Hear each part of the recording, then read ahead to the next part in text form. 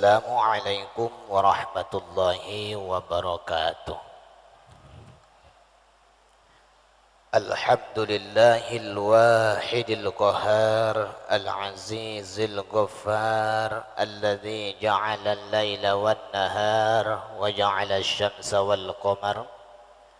Wassalatu wassalamu ala nuril anwar wa sirril asrar wa tiryaqil aghyar wa miftahi babil yasar Sayyidina Muhammadin al-Mukhtar wa alihi al-athhar wa ashabihi al-akhyar.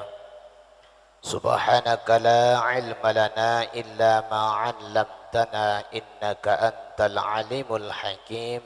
Hasbunallahu wa ni'mal wakil wa la hawla wa la quwwata illa billahil aliyyil azim. Bapak Ibu jemaah salat fardhu maghrib Masjid Agung Karimun yang dimuliakan oleh Allah Subhanahu wa taala. Kembali kita memanjatkan puji dan syukur kehadirat Allah Subhanahu wa taala yang masih memberikan kepada kita umur yang panjang serta diberikan kesehatan dan kesempatan untuk kembali dapat berkumpul di majlis yang mulia ini. Salawat dan salam senantiasa kita haturkan kepada junjungan alam Rasulullah Muhammad sallallahu alaihi wasallam dengan mengucapkan sepotong doa penenang jiwa yang berlafazkan Allahumma salli ala sayyidina Muhammad wa ala ali sayyidina Muhammad. Mudah-mudahan Rasulullah sallallahu alaihi wasallam berkenan memberikan syafaatnya kepada kita, baik selagi kita masih hidup di dunia maupun nantinya ketika kita sudah berada di akhirat. Amin ya rabbal alamin. Bapak Ibu jemaah sekalian, kita lanjutkan kembali membaca hadis-hadis baginda Rasul sallallahu alaihi wasallam. Kita baca hadis bahagian yang terakhir pada uraian hakul waladi 'alal walid, hak anak kepada orang tua. Ini bahagian yang terakhir. Waruwiya Yazidur Raqashi an Anas bin Malik radhiyallahu ta'ala anhu qala, diriwayatkan oleh Yazid Ar-Raqashi daripada Anas bin Malik radhiyallahu ta'ala anhu, berkata ia, sab'un yu'ajjaru fihinna man ba'dahu,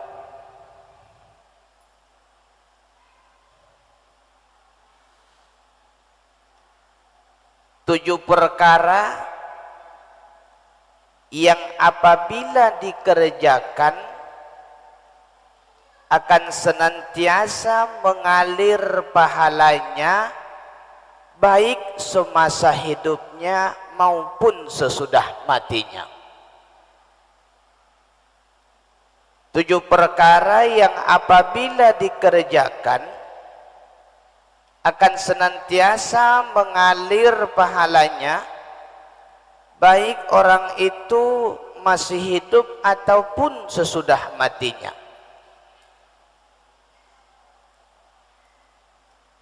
Maknanya Bapak Ibu, apabila kita mengerjakan yang 7 perkara ini, maka bila mana yang 7 perkara ini diterima oleh Allah Ta'ala sebagai ibadah kita, maka akan senantiasa pahala daripada ibadah yang 7 ini mengalir kepada kita, baik sewaktu kita masih hidup maupun nantinya ketika kita sudah meninggal dunia.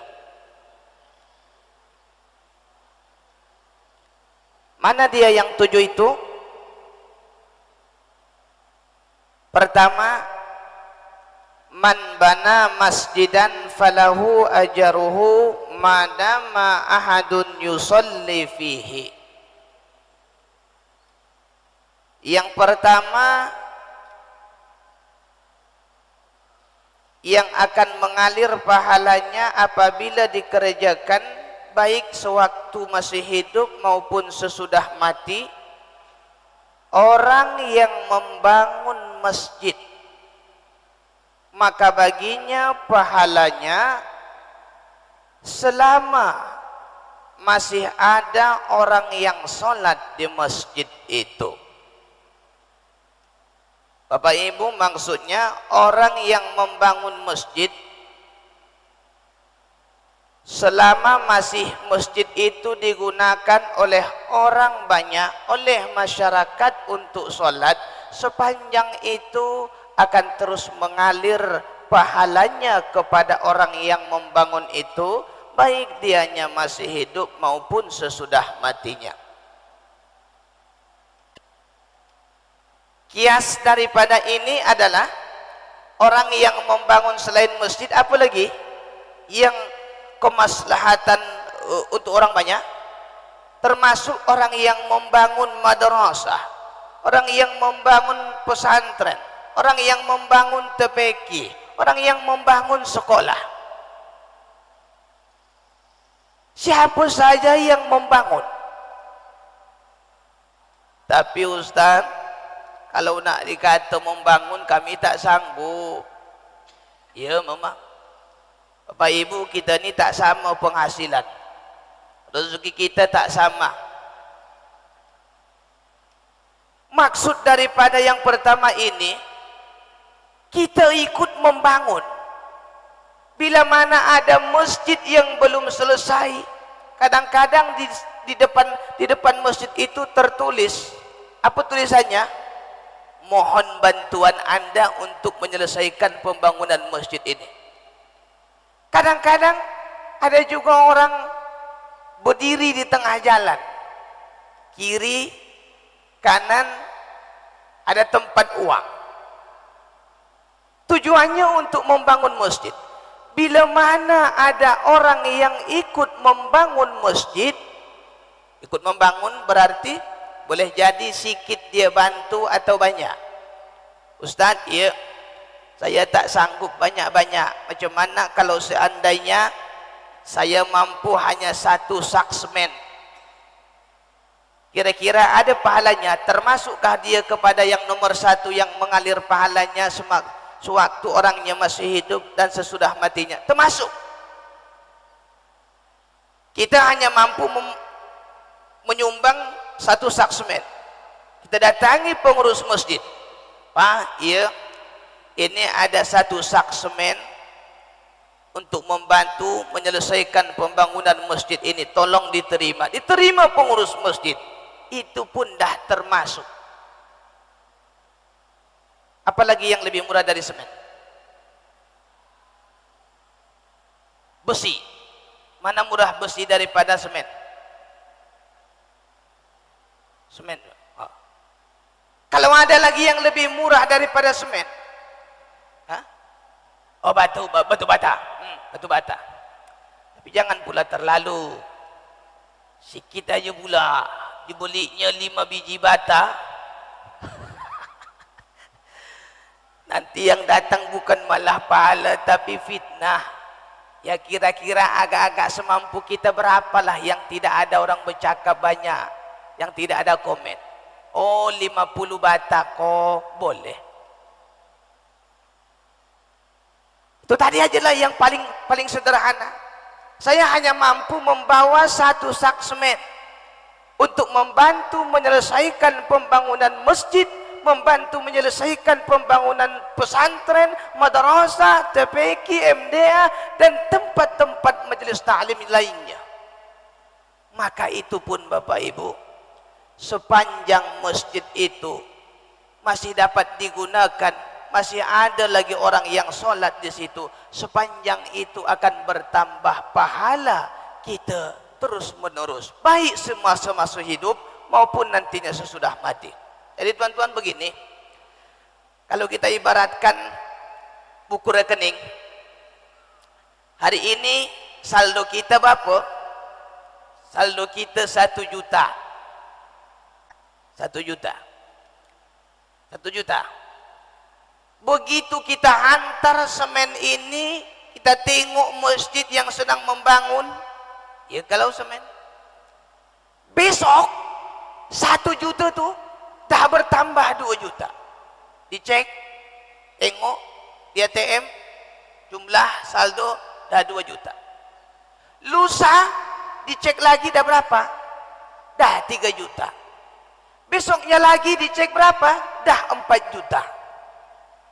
Baik orangnya masih hidup maupun nantinya sesudah mati, tuan-tuan. Itu yang kita maksudkan. Kalau seandainya kita mampu, yang ini mesti kita amalkan. Ini menyuruh untuk bagi kita yang mampu, seberapa adanya sesuai dengan kemampuan kita, mari kita bantu masjid-masjid yang masih membutuhkan pembangunan. Sikit ada sikit lah, banyak ada bagus lagi, sesuai dengan kemampuan kita. Seperti jemaah fardu ain yang telah menyiapkan dana, yang telah menyumbang dana untuk pembangunan majelis fardu ain itu pun termasuk, tuan-tuan. Sepanjang kalau seandainya ada ATM pahala, ada tempat mencek pahala kita, sesuai dengan hadis Nabi ini, kalau kita cek hari ini pahala kita 1 juta, coba cek besok tak 1 juta lagi, coba cek lusa tak segitu lagi. Inilah artinya yang dikatakan Nabi, siapa orang yang membangun masjid, maka sepanjang masih ada lagi orang yang sholat di masjid itu, sepanjang itu akan terus mengalir pahala bagi dia, baik masih hidup maupun sesudah mati. Yang pertama.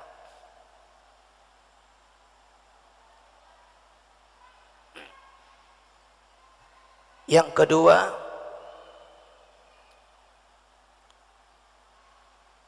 waman ajra nahron fama dama yajri fihil ma'u wa yashrabu minhu nasu kana lahu ajruhu.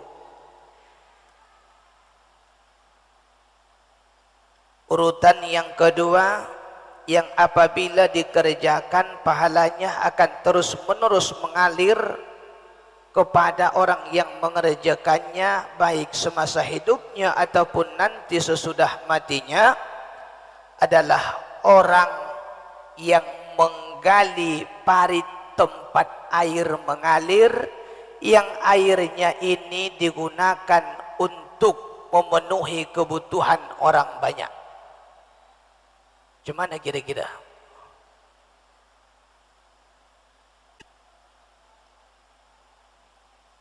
Ada sungai besar,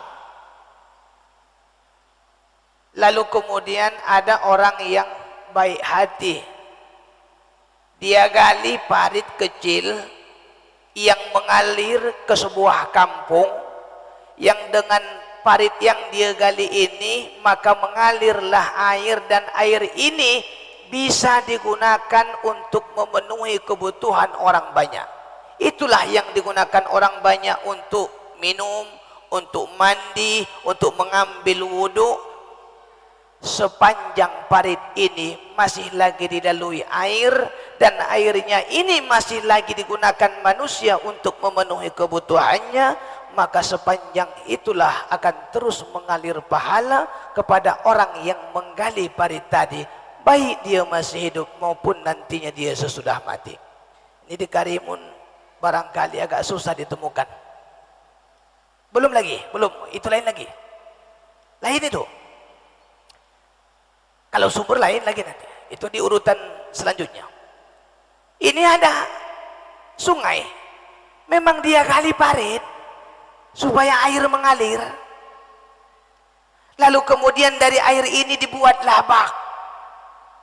Dari bak ini akan mengalir kemana-mana. Baik ke masjid, baik ke musola, baik ke rumah-rumah. Yang dinilai ini di sini apa? Galian parit dia. Ketika dia menggali parit, Sepanjang air tadi mengalir di parit yang dia gali, sepanjang itulah akan terus mengalir air pahala kepada dia baik semasa hidup maupun sesudah mati. Ini agak-agaknya kalau di Karimun agak susah dijumpai ya. Yang biasanya ini di tempat-tempat yang ada sungai, tuan-tuan. Dua. Yang ketiga, wa man kataba mushafan wa ahsanahu kana lahu ajruhu madama yuqra'u fihi ahadun. Urutan yang ketiga, pekerjaan yang apabila dikerjakan pahalanya akan terus mengalir kepada orang yang mengerjakannya baik di masa hidupnya maupun sesudah matinya adalah orang yang menulis mushaf. Mushaf, makna mushaf di sini adalah lembaran-lembaran Al-Quran, baik dia bersurah maupun lengkap satu Al-Quran, 30 juz, 114 surah, namanya mushaf. Orang yang menulis mushaf lalu kemudian dia tulis dengan sebaik-baiknya, dia periksa kemudian sesudah dia tulis, lalu kemudian mushaf ini dia letakkan di satu tempat yang biasa memang orang membaca mushaf di tempat itu. Contohnya begini, ini kalau zaman dulu kalau nak punya Al-Quran tuan-tuan mesti tulis sendiri. Ini zaman dulu ini, waktu dulu, karena belum ada lagi tempat percetakan Al-Quran. Siapa-siapa di antara kita yang pernah umroh atau haji di kota Makkah, kurang lebih sekitar 25 km dari kota Makkah ada museum di sana. Di situ masih ada lagi nampak Al-Quran di zaman Nabi, dimuseumkan. Saya pun waktu itu heran, ada tulisan tak ada titik, tak ada baris. Rupanya Al-Quran di zaman Nabi begitu. Al-Quran di zaman Nabi tak ada titik, tak ada baris. Ba, ta, sa. Ba titiknya satu di bawah, ta titiknya 2 di atas, sa titiknya 3 di atas. Itu zaman Nabi tak ada titik, tak ada baris. Agak-agaknya bisa tak kita baca?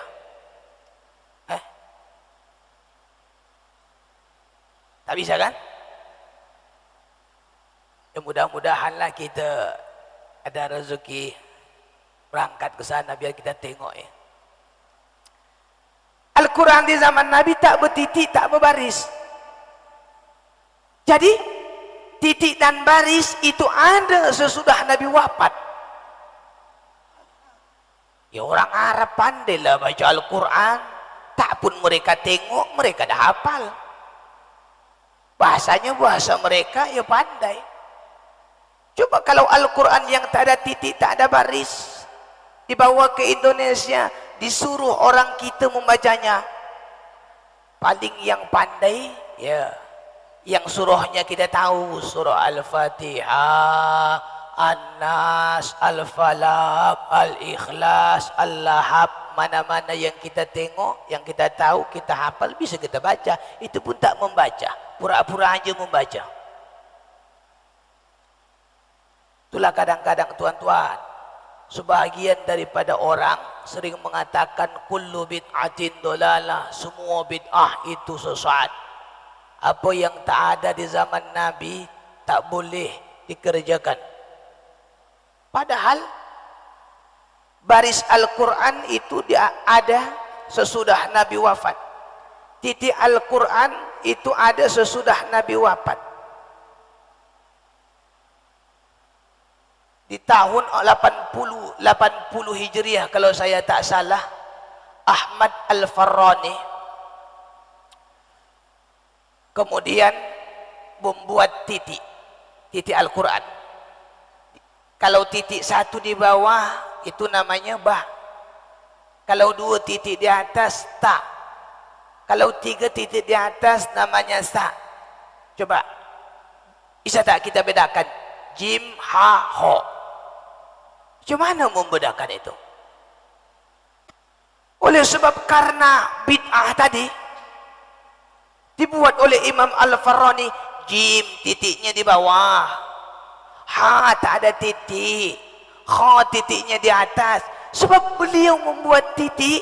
Alhamdulillah tuan-tuan, kita ni pandai baca Al-Quran, tahu kita baca Al-Quran. Kalau tak dikasih titik, saya yakin saya pun tak akan bisa baca Al-Quran di bawah yang tak berbaris, hanya bertitik saja ke Indonesia. Bisa kita baca? Belum juga. Tahun 86 Hijriah ada lagi ulama yang membuat baris. Kalau di atas barisnya A, kalau di bawah barisnya I, kalau di depan barisnya U, ada lagi tanda mati, tanda sukun. Barulah kita pandai baca Al-Quran. Apa ini? Ini bid'ah. Oleh sebab itu kita tinggalkanlah itu. Itu pasal lain dulu. Bapak Ibu, kembali kepada tadi, orang yang menulis, karena di zaman Nabi tidak ada percetakan, di zaman sahabat tidak ada percetakan, tidak ada fotokopi. Yang ada kalau mau punya Al-Quran, kalau tak tulis sendiri, suruh tulis orang lain, upahkan. Tulis dia Al-Quran, begitu ditulis dia tak tulis Al-Quran. Dia hanya mampu menulis per surah. Surah apa? Surah Yasin.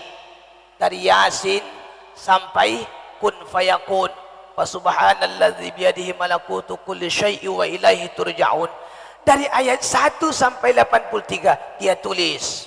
Berapa biji? 10 biji. Dia letak di masjid.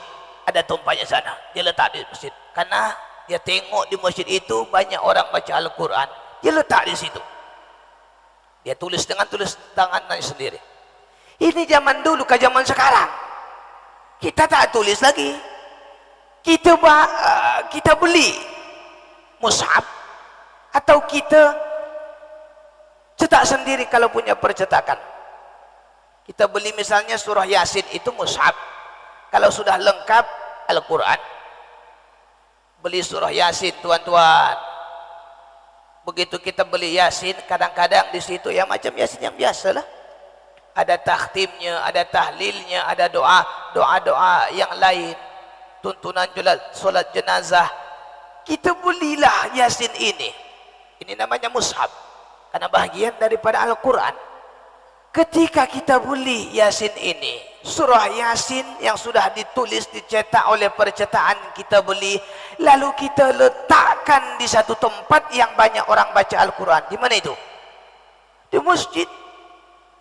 Kita letakkan di masjid. Begitu kita letakkan, memanglah setiap malam Jumat ini dibaca. Kadang-kadang ada orang yang yasinan yang dari masjid diambil. Kadang-kadang ada orang meninggal dunia, kadang-kadang itu diambil. Meletak Yasin, meletak surah Yasin inilah yang tadi tuan-tuan, sepanjang Yasin ini, kalau Yasin, sepanjang Al-Quran, kalau Al-Quran masih bisa dibaca oleh orang lain, maka sepanjang itulah pahalanya akan terus-menerus mengalir kepada kita. Baik kita masih hidup maupun sesudah mati nantinya. Sebab itu kita tengok tuan-tuan kan, Yasin tu kalau begitu kita tengok, kita balik, dan kadang ada fotonya. Mengenang siapa kita buat? Mengenang almarhum si Fulan bin si Fulan, lahir tahun sekian, meninggal tahun sekian. Dibuatnya pula lah di situ fotonya yang tak Ya yang agak-agak sopan lah. Apa ini? Kan dah diamalkan orang kan? Coba tengok Yasin tuh, pasti ada bacaannya. Mengenang fulan, mengenang fulanah. Apa ini tuan-tuan? Karena orang tahu, begitu orang itu meletak Yasin di tempat Al-Quran, sepanjang Yasin ini masih lagi dibaca oleh orang banyak, sepanjang itulah akan mengalir pahalanya kepadanya yang masih hidup maupun sesudah matinya. Tapi kadang-kadang kita ni, niat kita beli Yasin, kita beli Al-Quran. Ya Allah, saya niat membeli Yasin dan Al-Quran ini, saya letak di masjid, pahalanya ya Allah untuk orang tua saya. Itu hutang apa? Kita dapat, orang tua pun dapat, bagus lagi. Jadi tak mengapa tuan-tuan. Ada orang berwasiat, ada orang berwasiat di umurnya yang sudah tua. Nah, iya ya, dah mulai satu-satu napasnya di rumah sakit ini. Nah, sudah kumpul semua. Iya, kami satu lusin semua dah hadir ya. Rupanya anaknya satu lusin. Wasiat bapak, bila mana nantinya bapak meninggal dunia, harta bapak, simpanan bapak, duit bapak yang ada di bank, tolong ambilkan. Terus bukan nak dibagi, sebelum dibagi belikan dulu itu ke Al-Quran, belikan dulu itu ke Yasin, surah Yasin. Cari masjid-masjid di Karimun ini yang setiap Jumat membaca Yasin, yang banyak orang baca Al-Quran di situ. Letakkanlah Yasin dan Al-Quran itu yang dibeli lewat simpanan saya itu, letakkanlah di masjid itu. Itu kalau orang tua yang tahulah. Kalau memang hampir mati dia baru berwasiat, itu pun tak apa. Tapi lebih baik masih hidup, lagi hidup kita dah buat macam begitu, sampai mati pun kita dapat bagian. Ini dah banyak diamalkan orang tuan-tuan kan. Jangan pula diletak Yasin yang tak dibaca di situ Yasin. Ada juga kadang-kadang masjidnya. Itu nomor 2 ya. Nomor 3, siapa yang menulis mushaf atau siapa yang menulis Al-Quran, kemudian dia letakkan di satu tempat, atau katakanlah dia letakkan di masjid yang banyak orang baca Al-Quran di situ, maka sepanjang Al-Quran itu atau Yasin itu bisa lagi dibaca orang, sepanjang itu akan mengalir terus menerus pahalanya kepada orang yang meletak Yasin tadi. Kalau wasiat dia, maka wasiat itu dijalankan kepada orang yang mati, itu akan terus mengalir pahalanya. Deposit tabungan pahalanya akan terus menambah. Barakallahu